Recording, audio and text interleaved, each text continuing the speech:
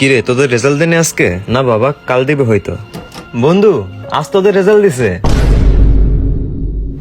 ওই ভুলে গেছিলাম আর কি। Hello sir. আরাম দাদা, তুই 3 সাবজেক্টে গোল্ডেন ফেল গেছস। কি স্যার, গোল্ডেন এ প্লাস?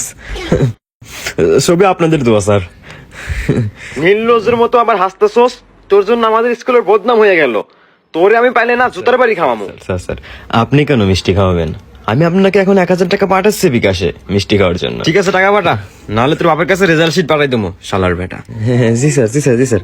ওয়ালাইকুম আসসালাম। কি বলছিলাম না, গোল্ডেন এ প্লাস পাবো।